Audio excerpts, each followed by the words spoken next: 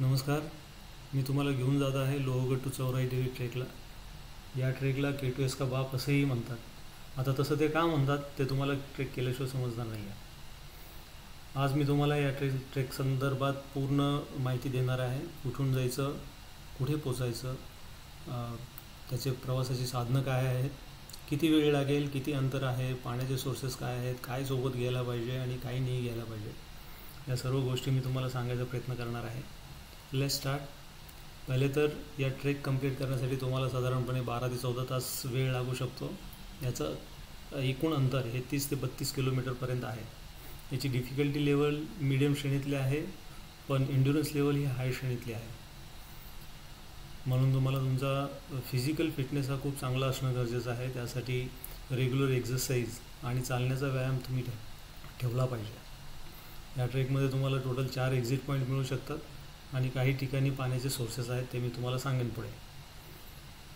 आणि हा ट्रेक कोणत्या सीझनमध्ये करावा, तर उन्हाळ्याच्या सीझनमध्ये करायचं असेल तर रात्रीच्या वेळी करावा. नाईट ट्रेक आहे हा. जर पावसाळ्यात किंवा थंडीमध्ये करायचा असेल तर दिवसा करावा. पावसाळ्यामध्ये शक्यतो टाळावा. तर या ट्रेकला जाताना काय काय घेऊन गेलं पाहिजे. पाणी सगळ्यात महत्त्वाचं म्हणजे पाणी सोबत असणं खूप गरजेचं आहे. नाहीतर डिहायड्रेशन होऊन लवकर थकतो मनुष्य. म्हणून 4 लिटर मिनिमम पाणी सोबत ठेवावं. त्यासोबत कोकम सरबत किंवा एनर्जाईल अशा गोष्टी सोबत ठेवू शकता. गुड ग्रिपचे शूज असणं खूप चांगली रिक्वायरमेंट आहे, की ते असणं गरजेचं आहे. Full sleeve shirt, full pant, poncho, पाऊस जर असेल तर पावसापासून वाचण्यासाठी रेनकोट, पॉन्चो असं लागेल. ट्रेकिंग पोल असणं चांगलं आहे सोबत. Head torch with spare batteries पाहिजे जर तुम्ही नाईट ट्रेक करत असाल.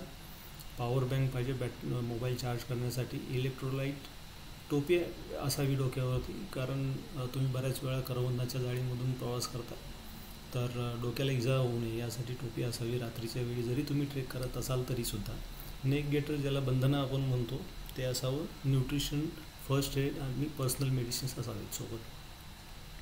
काय करायला पाहिजे, काय नाही करायला पाहिजे याच्यामध्ये, तर जर तुम्हाला डिहायड्रेशन जाणवत असेल तर तुम्ही भरपूर पाणी घेतलं पाहिजे आणि इलेक्ट्रोलाइट्स घेतले पाहिजे. Any point of time if you feel की एक्झॉस्ट झालेलं आहे, तर it is always better to exit the trek. यामध्ये कोणतंही व्यसन करायचं नाही आहे. कोणत्याही ट्रेकला कोणतंही व्यसन करू नये. लिक्विड इंटेक सफिशियंट असावा. आदल्या रात्रीची झोप ही पूर्ण झालेली असावी.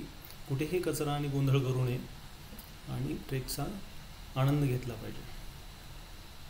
तर कसं पोचायचं, तिथं पोचण्यासाठी 2 मार्ग आहेत. एक तुम्ही लोकलनी ट्रॅव्हल करू शकता आणि दुसरं आहे की स्वतःचं ओन ट्रान्सपोर्ट नीही जाऊ शकता.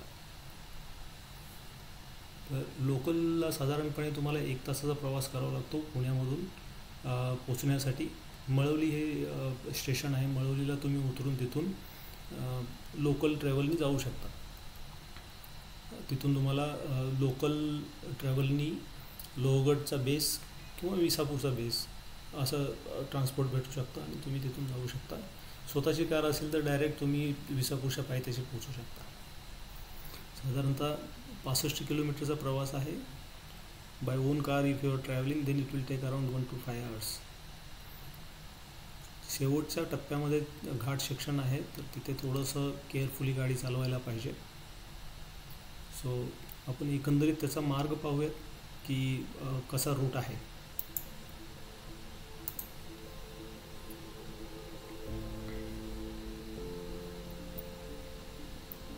हा समोर दिसतो तो लोहगड आहे आणि त्याच्या अपोजिट जो समोरच्या बाजूला आहे तो विसापूर आहे. तर आता आपण विसापूरवरती चढतो आहे. विसापूरच्या टॉपला जेव्हा जाल तुम्ही, तिथे करवंद, जांभूळ असं उन्हाळ्याच्या शेवटी तुम्हाला खायला भेटतील. त्याच्या अपोजिट डायरेक्शनला तुम्ही उतरायचं आहे आणि तिथून करवंदांच्या जाळीतून, जंगलातून एक रस्ता जातो. ते गोरेगाव होतं. गोरेगावापासून हे समोरचा जो डोंगर दिसतो आहे तो भातराशी असं म्हणतात. इथे रस्ता चुकण्याचा थोडासा संभव आहे. तर भातराशीपासून जिथे तुम्हाला भातराशी पाटी लागेल तिथून सरळ पुढे जाऊन उंबराच्या झाडापासून वरती जायचं आहे. तो भातराशीचा पठारावरूनच सध्या आपण चालतो आहोत. इथं रस्ता चुकण्याचे भरपूर चान्स आहेत. आम्हीही रस्ता चुकलो होतो. तर इथे रस्ता चुकलावाला तो मार्ग दाखवत आहे, परत रिटर्न यावं लागलं आणि समोरचा डोंगर पार करून आम्ही जात आहोत. तुम्ही बघत असाल की तिथे इथे आम्ही जेवण केलं. ॲक्च्युली हे एक्सप्रेस हायवेच्या वरचं पठार आहे. खालून बोगद्यातून एक्सप्रेस हायवे जातो आणि वागेश्वर मंदिर आहे ते क्रॉस केलं. लेफ्ट साईडला उंच जो डोंगर दिसतो आहे तो कामशेत पॅराग्लायडिंगचा आहे. इथे रस्ता चुकायचा नाही कारण तो डोंगर खूप उंच आहे. तिथून सरळ पुढे गेले की आता आपण केदारेश्वर मंदिराकडे जाणार आहोत. त्याला कामशेतच्या खिंडीत जेव्हा आपण उतरतो तिथे केदारेश्वराचं मंदिर आहे. तर इथे आपण उतरून थोड्या वेळ विश्रांती घेऊ शकतो. तिथे पाणी भेटेल तुम्हाला. पाणी तिथून टॉपअप करून घेऊ शकता. थोड्या वेळ थांबलो आम्ही आणि या खिंडीतून परत वरती चढाई करायला सुरुवात केली. तिथून तुम्ही जानूबाईच्या मंदिरात जाता. इथे थोडंसं आता व्ह्यू क्लिअर येत नाही आहे, पण इथे जानूबाईच्या मंदिरात आम्ही थोड्या वेळ विश्रांती घेतली होती. तिथेही पाणी तुम्हाला भेटेल आणि तिथून नंतरनं रस्ता चुकण्याचा काही संभव नाही आहे कारण एक सिंगल रस्ता आहे. तो डायरेक्टली तुम्हाला घेऊन जाईल डोंगरांच्या रीचवर. आता आपण चाललेलो आहोत डोंगराच्या रीचवरून. तुमच्या उजव्या हाताला तुम्हाला एक्सप्रेस हायवे दिसतो, डाव्या हाताला जुना मुंबई पुणे हायवे दिसतो. निसर्गाचा आनंद घेत जाऊ शकतो. इथे रात्रीच्या वेळी थोडंसं सापांची वगैरे काळजी घेतली पाहिजे. हे डोंगरवाडी गाव आहे. या गावात रात्रीची वेळ असेल तर गावातून जाऊ नये कारण तिथं खूप मोठा डॉगी आहे, तो मागे लागतो. आम्ही गावाला वळसा घालून गेलो होतो आणि असं करत शेवटी आम्ही दाखल झालो उर्शे खिंडीमध्ये. आमच्याकडे काही मेंबर जमल्यामुळे आम्ही आमचा ट्रेक इथेच सोडून दिला. इथून साधारणतः पुढे एक 3 किलोमीटरचं अंतर आहे